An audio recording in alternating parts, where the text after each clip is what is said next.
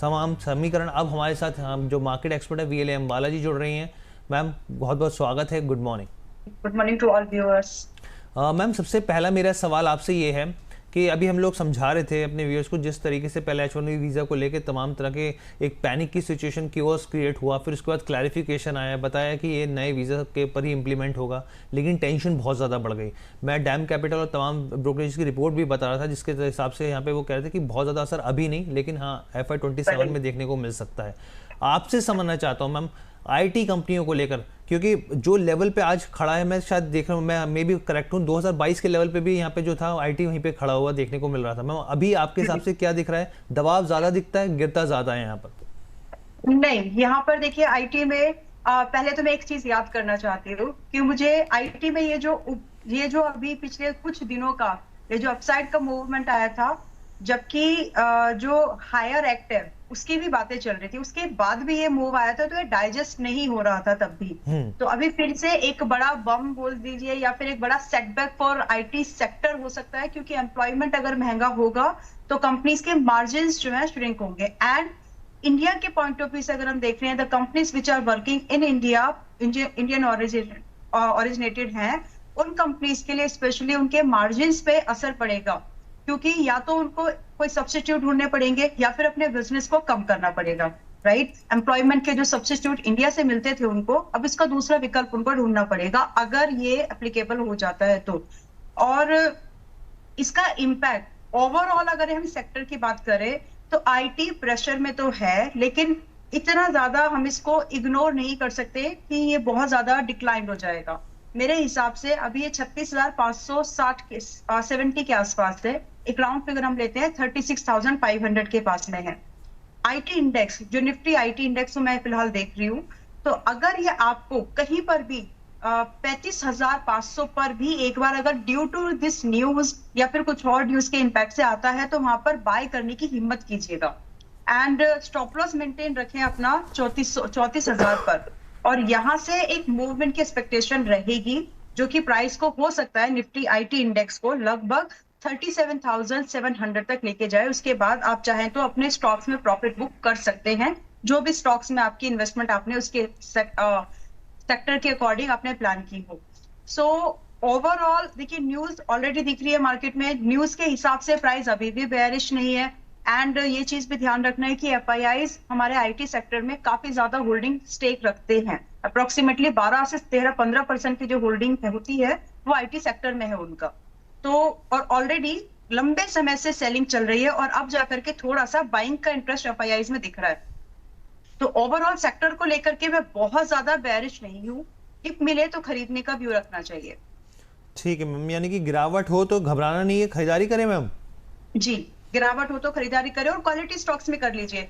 ऐसी कंपनीज, वैसे तो ज्यादातर आईटी कंपनीज यूएस के ऊपर डिपेंडेंट ही है, लेकिन फिर भी कुछ कंपनीज है जैसे डिक्सन टेक है, इस तरह की कंपनीज में अगर आप इन्वेस्टमेंट प्लान कर रहे हो जिसमें थोड़ा सा एक्सपोजर कम हो, जिसमें दूसरी भी मार्केट हो जिनके पास में, वहां आपके लिए थोड़ा सा एक बेटर अपॉर्चुनिटी क्रिएट हो सकती है।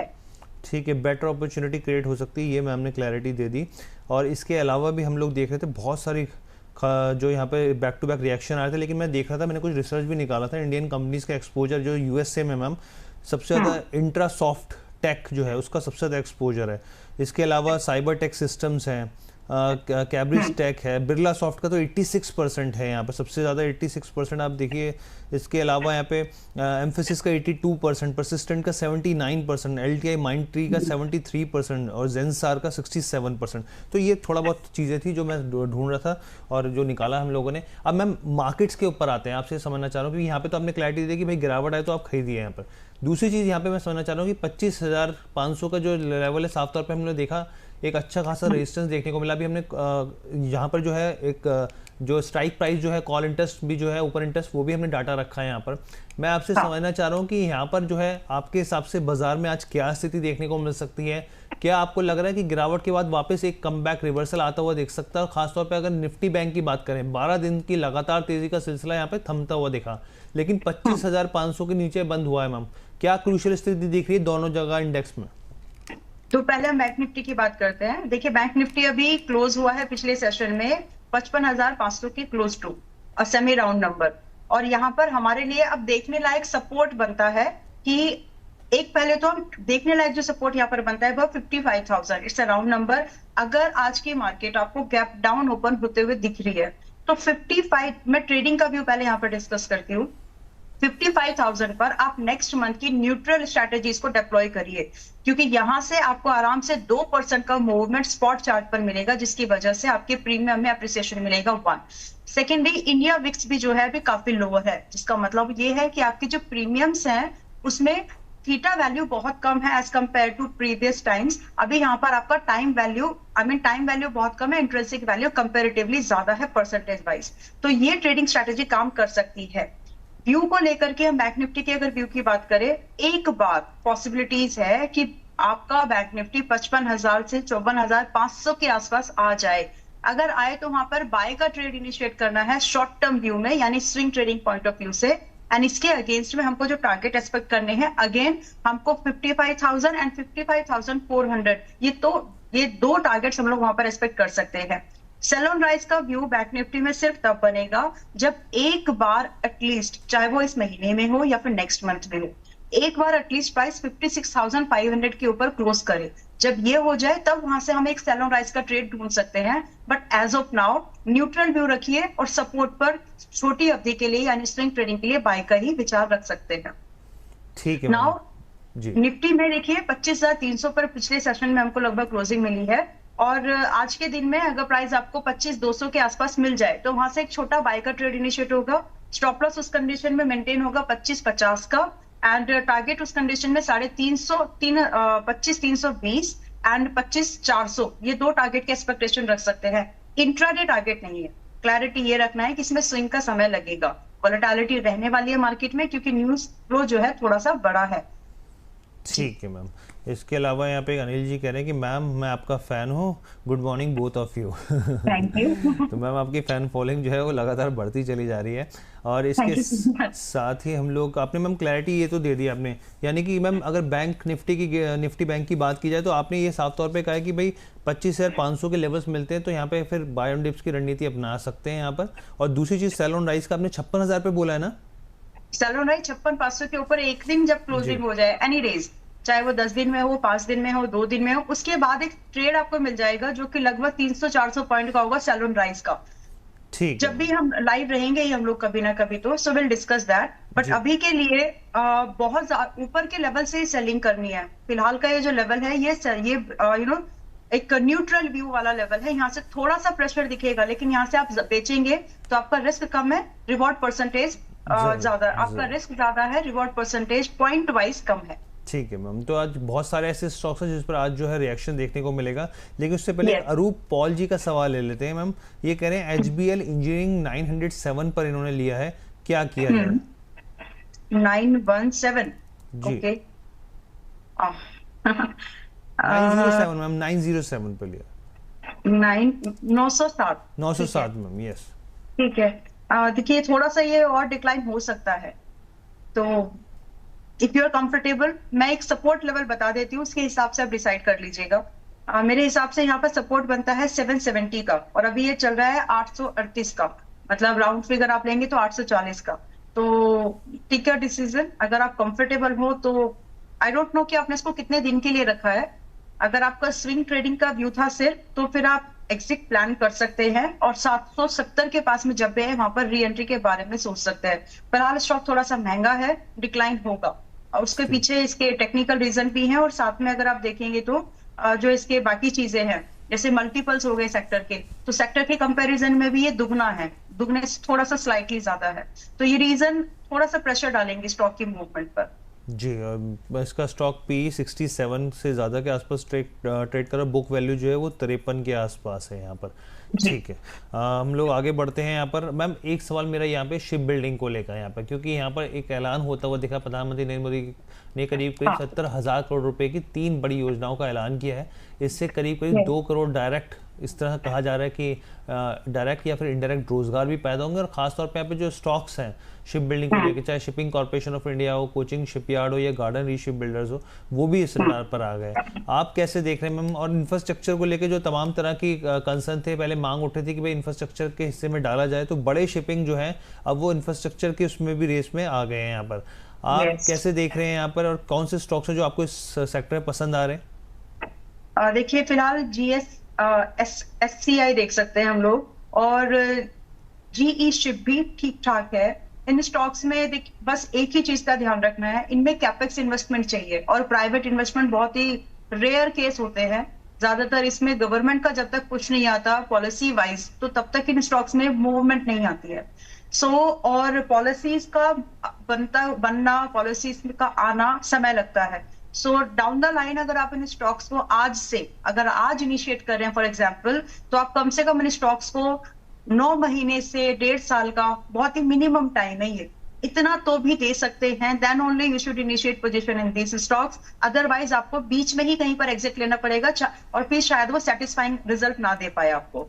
पहले तो होल्डिंग पीरियड को लेकर के क्लैरिटी रखिए, if you are comfortable with it.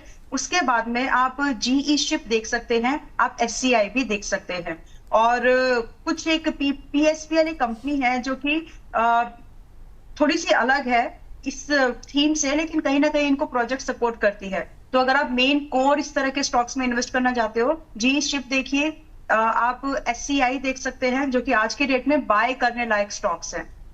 ठीक है मैम, ये आपने बता दिया मैम। इसके अलावा अजय जी का सवाल है, TCS फ्यूचर लिया है इन्होंने 3200 पर। मैम ये तो मतलब अब क्या किया जाए यहाँ पर, तो एकदम से अनएक्सपेक्टेड फैसला है यहाँ पर। TCS, जी जी। ठीक है, TCS लिया भी है तो आप फ्यूचर लिया है ना आपने, इसी मंथ का होगा, तो just consider a stop loss. या तो देखिए एक स्ट्रैटेजी आप डिप्लॉय कर लीजिए जहां पर आपका रिस्क डिफाइंड हो जाए। दिस इज सितंबर मंथ, और अगले आपने इसी मंथ का ही लिया है ना, if I am not wrong? Sorry ma'am, क्या कहा आपने? इसी मंथ की एक्सपायरी में आपने सितंबर फ्यूचर लिया, राइट? मैम अब इन्होंने एक्चुअली वही हम लोग हमेशा चर्चा करते हैं, व्यूअर से कहते हैं पूरी जानकारी। अब लेकिन ये इन्होंने बस इतनी ही जानकारी साझा की है हमारे साथ।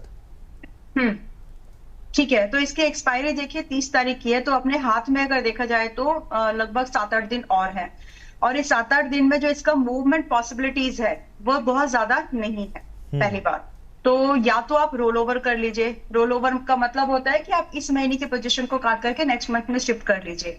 इस स्ट्रेटेजिकली व्यू से तो आप इसको होल्ड कर सकते हैं, that to you need to buy a covered with it. तो कवर्ड भी आपको इसका अक्टूबर मंथ की सीरीज में एट द मनी प्राइस जो कि 3150 का है, आप यहाँ पर एक पुट ऑप्शन भी बाय करके चले। रीजन इसका ये है, 3160 का बाय करके चले अक्टूबर मंथ का। रीजन इसका ये है कि इस सेक्टर को लेकर के बाहर से मैक्रो फैक्टर काफी प्रेशर डाल रहे हैं, and IT company specifically like TCS, Infosys वगैरह, ये बहुत ज्यादा डिपेंडेंट है एम्प्लॉयमेंट और बिजनेस के लिए US मार्केट पर। यहाँ पर आप थोड़ा सा स्ट्रेटेजिकल व्यू रखें, मेरे हिसाब से रोल ओवर करें सबसे पहले तो, एंड दूसरा इसको रोल ओवर के बाद भी अक्टूबर मंथ की सीरीज से इसको हेज करके तभी होल्ड करें।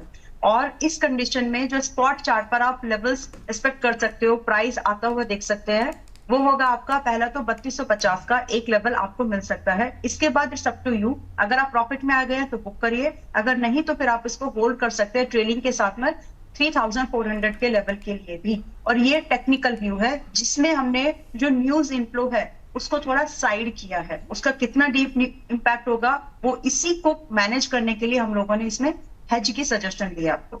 ठीक है मैम, बहुत अच्छे से क्लैरिटी आपने दे दी और इस बात पे आप फोकस कर सकते हैं। चलिए अब हम लोग आगे बढ़ते हैं, वापस मैम के पास चलते हैं। मैम एक सवाल यहाँ पर हमारे व्यूअर का है, रूबेल हुसैन साहब का है। ये कह रहे हैं NBCC में क्या किया जाए, 100 शेयर्स है 107 के भाव पर, और अभी जो स्टॉक है 110 के भाव पर ट्रेड कर रहा है। आपकी क्या सलाह रहेगी? और मैम लॉन्ग टर्म के नज़रिए के हिसाब से भी एक स्टॉक के ऊपर काफ़ी ज़्यादा सेंटीमेंट्स जो है निवेशकों के पॉजिटिव दिखते हैं, आपका नज़रिया शॉर्ट टर्म और लॉन्ग टर्म के हिसाब से क्या रहेगा? ठीक है, तो शॉर्ट टर्म में ये बुलिश है, और यहाँ पर 110 का ये भाव है, और यहाँ पर आपका स्टॉप लॉस अब मेंटेन होना चाहिए 105 पर, 5% आपके करंट लेवल से नीचे। एंड जो इसमें टारगेट आप एक्सपेक्ट करेंगे, आपको 114 का पहला टारगेट मिल सकता है, it will take time, couple of weeks लगेंगे इसको, बट 114 का टारगेट आने की पॉसिबिलिटीज है। Post that trading is suggested. Now कभी भी जब भी हम लोग एक लॉन्ग टर्म व्यू को देख रहे हैं तो हमको इसकी current financial situation at a glance तो बिल्कुल देख लेनी चाहिए, ऑर्डर बुक उतना डिटेल में नहीं भी देख पा रहे हैं तो NBCC as of now sector के मल्टीपल में महंगी है, और लगभग 3 गुना महंगी है। तो अगर इसमें कोई भी आपको डिप आते हुए दिखेगा ईयर ऑन ईयर चेंज वगैरह ठीक है, कोई प्रॉब्लम नहीं है। 25% से ज्यादा का इसने ईयर ऑन ईयर इसने नेट प्रॉफिट में दिखाया है, ऑपरेटिंग प्रॉफिट भी इंक्रीज्ड है। सो थोड़ा सा आप ये मान के चलें कि अगर ये 105 का सपोर्ट टूट रहा है इन एनी वेज, तो आप इसमें से फिर दोबारा री एंट्री के बारे में इमीडिएटली ना सोचें, फिर आप इसमें कम से कम 9500 का ही वेट 95-90 का ही वेट करेंगे लॉन्ग टर्म इन्वेस्टिंग के लिए। सो इन नटशेल कहने का मतलब ये है कि जो आज की डेट में इसको बाय करने का प्लान कर रहे हैं, बोथ ऑफ द केसेस आपका स्टॉप लॉस रहेगा 105 का ही। मैंने रीजन दिया है कि इसका जो मल्टीपल ऑफ सेक्टर है कंपैरिजन, वो काफी महंगा है। सो इन्वेस्टर हमेशा ये जरूर देखते हैं कि कंपनी की करंट अर्निंग कितनी चल रही है, एक एवरेज अर्निंग कितनी हो सकती है फ्यूचर में, तो 3 साल डाउन द लाइन, 3 साल के बाद में क्या ये मल्टीपल उसको बीट कर पा रहा है सेक्टर के। तो एक छोटा सा एक आइडिया जरूर ले लेना चाहिए जब भी आप लॉन्ग टर्म के इन्वेस्टमेंट के बारे में सोच रहे हो। तो यही व्यू है, आज खरीद रहे हैं चाहे स्विंग के लिए खरीदें या लॉन्ग टर्म इन्वेस्टिंग के लिए, 105 should be the stop loss because of its इसका महंगा मल्टीपल। ठीक है मैम।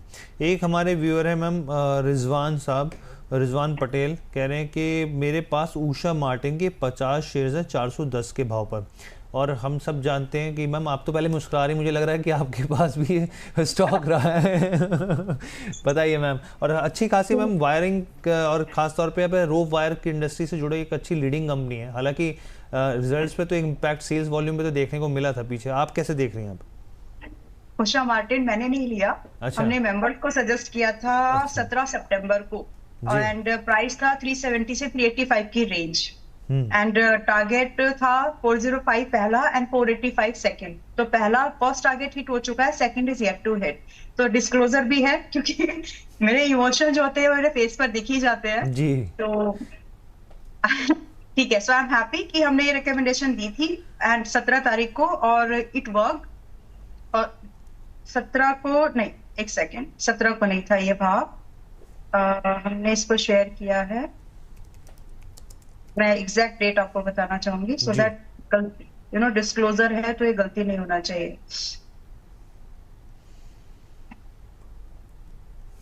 आजकल जी हाँ, अब आराम से देखिए मैम, सेबी के डिस्क्लोजर्स के नियम्स काफ़ी इंपॉर्टेंट हो गए हैं यहाँ पर, और ऐसे में हर चीज़ को लेकर आप जो भी सलाह दे रहे हैं पोर्टफोलियो में या फिर है भी आपके, तो उसके आपको पूरी डिटेल्ड बताना होता है, बताना होता है। तो मेरे ख्याल से इसको मैंने 15 के पास में आपको सजेस्ट किया है, 1570 के बीच में, और इसी मंथ में आई मीन टू से it's active, second target is still active. तो इसमें अभी भी देर नहीं हुई है, बट जिन्होंने 370 पर 385 पर लिया है उनके लिए तो प्रॉफिट एक टारगेट हिट हो चुका है। जो सेकंड टारगेट के लिए वेट कर रहे हैं उनके लिए ये महंगा सौदा पड़ेगा अभी।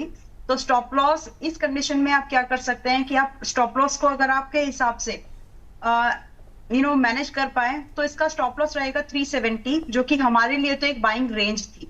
ठीक है, ये डिस्क्लोजर है, तो आप अगर इसको करंट लेवल पर कंसिडर करना चाह रहे हैं then please maintain a stop loss at 370, इससे ज्यादा नीचे जाने की जरूरत नहीं है। And we are waiting for the second target which is eight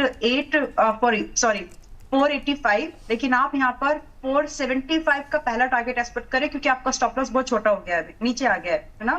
दूसरा टारगेट आपका 485 का आप एक्सपेक्ट कर सकते हो। So still bullish, profit booking जैसा सिनेरियो नहीं है, एंड गुड टू होल्ड। ठीक है मैम। इसके अलावा एक सवाल मैम और है नबीला शेख का। मैम ट्रेंड के ऊपर आप ये नज़रिया जानना चाहती हैं, इन्होंने खरीदारी की है 5400 के ऊपर। मैम मैं भी ट्रेंड के ऊपर आपसे जानना चाहता हूँ, क्योंकि देखिए जब से 15 अगस्त को ऐलान हुआ उसके बाद से एक महीने के मैं डाटा देख रहा था मैम, बल्कि स्टॉक में दबाव है, 6% ये जो है स्टॉक टूटा है। इसकी वैल्यूएशन को लेकर लगातार सवाल उठते हैं, लेकिन हाँ ये ज़रूर रहता है चाहे वेस्ट साइड हो या जूडियो, उसको लेकर जो है एक पॉजिटिव सेंटिमेंट्स बने रहते हैं। आप ट्रेंड को कैसे देख रहे हैं? ट्रेंड के लिए कंपटीशन बढ़ता जा रहा है, जैसे जैसे आपके नए नए कंपनीज इस बिजनेस पर्टिकुलर में जैसे ABFRL थोड़ा है साइड लाइन का बिजनेस अलग है, लेकिन अगर डीमर्जर करके कोई पर्टिकुलर बिजनेस लाइन पर फोकस कर रहा हो तो ये सब चीजें कंपनी के प्रोफाइल पर, बिजनेस पर, प्रोस्पेक्ट बिजनेस पर थोड़ा सा प्रेशर डालती है। दूसरी बात ये भी है कि जैसे रिलायंस का रिटेल सेगमेंट में, रिलायंस के बहुत सारे ब्रांड्स हैं जो कि रिटेल आउटलेट पर हमको मिलते हैं। रिलायंस ट्रेंड्स फ्रेश हो गया, मतलब जो इनके फैशन सेगमेंट के जो ब्रांड्स हैं, तो ये सब चीजें जो ऑलरेडी पीर्स है उनके ऊपर, उनके रेवेन्यू में, क्योंकि बिजनेस केक तो एक ही है बटना तो सभी में है, तो जितना पोर्शन किसी दूसरे के हाथ में आया, उस पाई का दूसरा हिस्सा फिर किसी के लिए लेफ्ट ओवर बचता है ना। बिल्कुल। तो इस चीज को लेकर के जो कंपनी की प्रोजेक्शन है कि अगर दूसरा लेग या दूसरी पीर अगर स्ट्रांग हो रहा है तो बिजनेस उसकी तरफ शिफ्ट हुआ। वही चीज प्राइस यहाँ पर, मार्केट यहाँ पर ट्रेंड को लेकर के एक्सपीरियंस कर रहा है। जैसे जैसे रिलायंस मजबूत हो रहा है रिटेल सेगमेंट मार्केट में, फैशन मार्केट में, चाहे वो शीन के आने की न्यूज हो या दूसरी और भी चीजें, तो ये सब चीजें कंपनी के पॉसिबल बिजनेस प्रोस्पेक्ट को डेंट कर रही है, जो कि प्राइस में दिख रहा है। और रही बात आने वाले समय में कि हमको इससे कहां पर एक फ्रेश बाइंग के बारे में सोचना चाहिए। सो इन माय व्यू, अगर आप इस स्टॉक में वेट कर सकते हैं तो आप और थोड़ा सा वेट करो। मतलब इट्स नॉट लाइक दैट कि अपॉर्चुनिटी है अभी मिस हो जाएगी बाद में, let it be, there are multiple opportunity comes जो आती हैं, आप उनके बारे में बाद में देख सकते हैं। बट एक अच्छी बाइंग ऑलवेज मैटर्स। भाव को भाव देना है हमें। भाव तो को मेरे भाव हिसाब से जी यस तो मेरे हिसाब से यहाँ पर आपको 4700 के आसपास आए तो बढ़िया खरीदेंगे, नहीं आए तो छोड़ देंगे। दूसरा रीजन ये आना क्यों चाहिए, बिकॉज इट्स वेरी एक्सपेंसिव। अगर आप मल्टीपल देख रहे हैं सेक्टर के तो 5 गुना के मल्टीपल पर है। बिल्कुल। लेकिन क्या इस 5 गुना के मल्टीपल को ये इसके प्रॉफिट रेवेन्यू जस्टिफाई कर रहे हैं? थोड़ा बहुत कर रहे हैं, पॉजिटिव है। चाहे क्वार्टरली देखें, ईयर ऑन ईयर बेस देखें, पॉजिटिव है, ग्रोथ है। बट फिर भी इस ग्रोथ को 5 गुना मल्टीपल देने का मतलब है कि जो आज इन्वेस्टर है, एक पॉइंट ऑफ व्यू से बात करें, जो एक आज इन्वेस्टर, उसको 6 साल लगेंगे अपना पैसा आते आते, एक जस्ट एक राउंड फिगर। तो उस मायने से इन्वेस्टर थोड़ा वेट करेगा, और आप भी इन्वेस्टर के जैसे ही वेट करो, थोड़ा सा रुकिए। 4700 के आसपास आए, प्राइस अलर्ट रखिए, आ जाए तो वहां पर खरीद सकते हैं, नहीं आए तो छोड़ दीजिए। ठीक है मैम, ये आपने अच्छे से क्लैरिटी दी, वही इसीलिए मेरा कंसर्न था, मैं देख रहा था वैल्यूएशन को लेके, तो आपने बहुत अच्छे से हमारे व्यूअर को समझाया। CB सोमा बिश्नोई कह रहे हैं गुड मॉर्निंग। आशा गुप्ता जी कह रहे हैं क्या कि अच्छे लॉट वाले शेयर बताइए। मैम फटाफट से 2 सवाल कवर करने की कोशिश करते हैं। एक तो मैम दीपेश कोंडल का, हम लोग PPL ये जानना चाह रहे हैं, PPL फार्मा के ऊपर, पिरामिल फार्मा के ऊपर जानना चाह रहे हैं। पीछे हमने देखा था कि कंपनी की यूनिट ने प्रेफरेंशियल शेयर के जरिए भी एक इन्वेस्टमेंट किया था अच्छा खासा 1500 करोड़ के आसपास का। आप कैसे देख रहे हैं इसको? इसमें बाय का ट्रेड बनता है और रिस्क भी बहुत ही छोटा सा है यहाँ पर, लेकिन थोड़ा एक्सपोजर इस समय कम रखना चाहिए। बस एक ही रीजन है, क्योंकि अभी हाल फिलहाल में ये 12-15% सर्ज हुआ था, तो it was a intraday call for us. हमने तो इंट्राडे में इसको एक बार ट्रेड कर लिया है, बट स्विंग के हिसाब से इसमें और पोटेंशियल अभी बचती है। सो अभी 208 के पास में है, आप अगर कंफर्टेबल हो। वैसे एक और बात इसमें एड ऑन करना चाहती हूँ, अगर मार्केट पर प्रेशर बढ़ा तो फार्मा स्टॉक्स में फिर से धीरे धीरे से आपको थोड़े समय के लिए जान आते हुए दिखेंगे, तो कंसीडर करिए फार्मा स्टॉक्स को, क्लोजली वॉच करिए, वैल्यूएशन ठीक हो, प्राइस एक्शन ठीक हो, और जो कंपनी का जो फिलहाल फाइनेंशियल्स हैं वो ठीक है, और साथ में कोई कंपनी पर्टिकुलर स्पेसिफिक कोई दूसरी खराब न्यूज नहीं है, जैसे कोई इसका इंटरनल कुछ इशू ना चल रहा हो। ये 4 चीजें देखकर आप चाहें तो फार्मा स्टॉक्स में बेट लगा सकते हैं, अगर स्टॉक की प्राइसिंग अभी ठीक हो तो। ठीक है, फिलहाल उसमें PPL फार्मा उन्हीं में से एक लग रहा है, ये 208 के पास में है। अगर आप कंफर्टेबल हो तो यहाँ पर बाइंग का ट्रेड बनता है। वैल्यूएशन एक्सट्रीमली हाई है, जिसको हमें जरूर कंसीडर करना चाहिए कि महंगा है। तो ऐसे स्टॉक्स में मूवमेंट के लिए स्टॉप लॉस मेंटेन करिए 197 का, अगर कटे तो छोड़ दीजिए, अगर नहीं तो टारगेट के लिए वेट कीजिए, विच इज 215 एंड 235। ठीक है मैम, बहुत शॉर्ट में आंसर। मैम एक पंजाब सिंह का सवाल है मैम, FDC के ऊपर जानकारी जानना चाह रहे हैं, 525 के भाव पर लिया है, अभी जो स्टॉक है 487 पे ट्रेड कर रहा है यहाँ पर, और हम बेसिकली जो कंपनी फार्मास्यूटिकल कंपनी है FDC, हाँ मैम FDC ओके, फार्मुलेशन जी जी ठीक है, पहले एक सेकेंड। यस, FDC हमने टारगेट दिया था, देखिए ये इंट्राडे ट्रेड था और ये दिया गया 19 तारीख को, यानी प्रीवियस ट्रेडिंग सेशन में इंट्राडे 510 से 520, 525, 530 टारगेट थे, जो कि हिट हो गए हैं। ये डिस्क्लोजर था क्योंकि पिछले ही सेशन में इस ट्रेड को इंट्राडे में शेयर किया गया था। ठीक है, now coming back to the, अभी आगे क्या हो सकता है। अगर ये स्टॉक आपको आज के डेट में फ्लैट खुलता हुआ दिखे, यानी 480 से 490 की रेंज में दिखे, तो यहाँ पर आपका बाइंग ट्रेड एक इनिशिएट हो सकता है for the targets of 505 and 520। Stop loss जो हम मेंटेन करके चलेंगे 450 का होगा इसमें। ठीक है ma'am, thank you so much ma'am, बहुत बहुत धन्यवाद, आप हमारे साथ जुड़े और कीमती जानकारियां साझा की। Thank you. Thank you.